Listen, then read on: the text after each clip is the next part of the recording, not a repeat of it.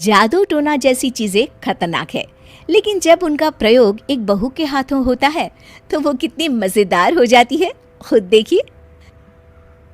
रामगढ़ गांव में सुधा रहती थी। सुधा की सास उससे बड़ा काम कराती, तो पति ऐसा जो ना कभी घुमाने ले जाता और ना ही कभी कोई तोहफा लाता। बेचारी इस बात से हमेशा दुखी रहती, लेकिन एक दिन उसकी जिंदगी बदल जाती है। अरे सुधा, सारा दिन न जाने क्या क्या सपने देखती रहती है। जाकर कुछ बढ़िया सा खाना बना कर ले आ। सपना ना देखो तो क्या करूं, मेरे तो कर्म ही फूट गए जो ऐसे घर में शादी हो गई। इससे अच्छा तो माँ जी कोई फुल टाइम मेड ही रख लेते। ओहो, बढ़िया ही फुल टाइम मेड रखने वाली।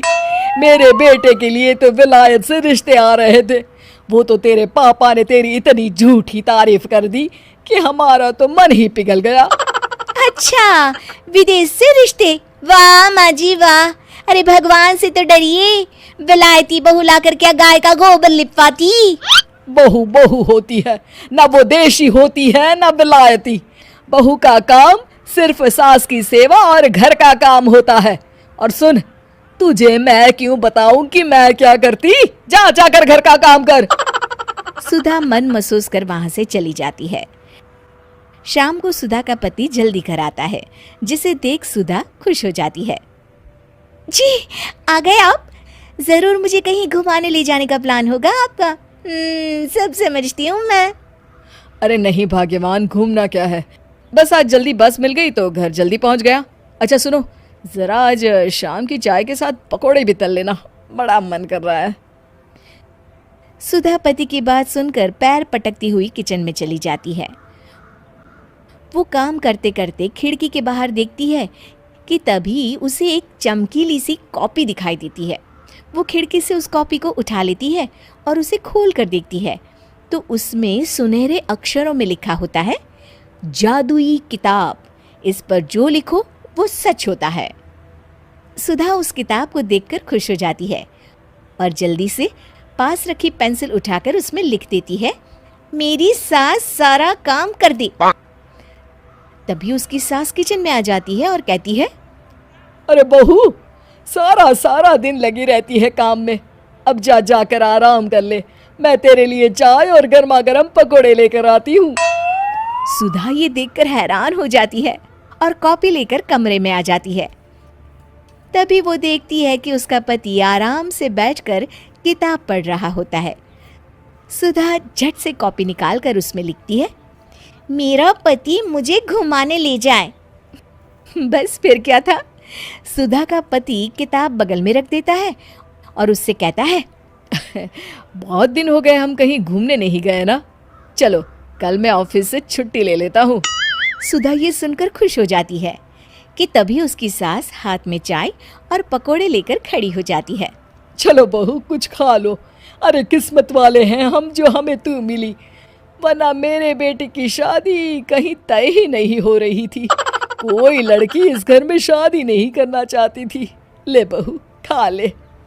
अब तो सुधा की बल्ले बल्ले हो गई थी। सुधा की सास और पति बस उसके इशारों पर घूमते। एक दिन सुधा को सास का हार पसंद आ जाता है। वो सास से कहती है, माँ जी कितना खूबसूरत हार है, क्या ये हार आप मुझे दे देंगी? ओए होए, बढ़िया ही, मुझे दे देगी? अरे तेरी माँ ने दिया है ना मुझे, जो मैं तुझे दे दूं? मैं अपने एक भी गहने तुझे कभी नहीं दूंगी।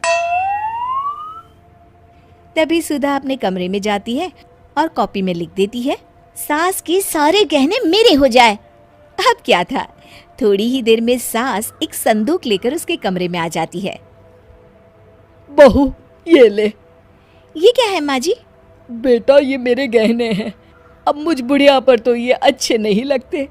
तेरी तो उम्र है पहनने उड़ने की, ये ले गहने तू ही रख ले। तभी सुधा की नजर उस हार पर पड़ती है जो सासू माँ ने पहना है। और माँ जी ये हार जो आपके गले पर है? सास हार उतारते हुए कहती है, हाँ बहू ये भी ले ले। फिर कान के टापस उतारते हुए कहती है, ये ले बेटा, तू ये भी ले ले। फिर एक एक कर वो अपने सारे पहने हुए गहने उतारने लगती है। ये भी ले ले बहू, ये भी ले ले। सुधा तो खुशी के मारे बौखला जाती है।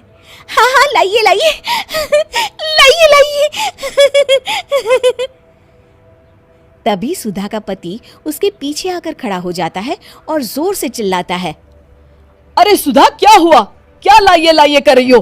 अरे जरा कढ़ाई में तो देख लो, सारे के सारे पकोड़े जल गए। तभी सुधा की सास भी उसके सामने आ जाती है। इस लड़की से तो एक काम ठीक से नहीं होता, दिन भर सपने ही देखती रहती है। तभी सुधा को होश आता है। वो खिड़की के बाहर देखती है जहां उसे कुछ दिखाई नहीं देता। दरअसल जादुई वादुई कुछ नहीं था, वो सिर्फ एक काल्पनिक सपना था जो सुधा अपनी जिंदगी से तंग आकर देख रही।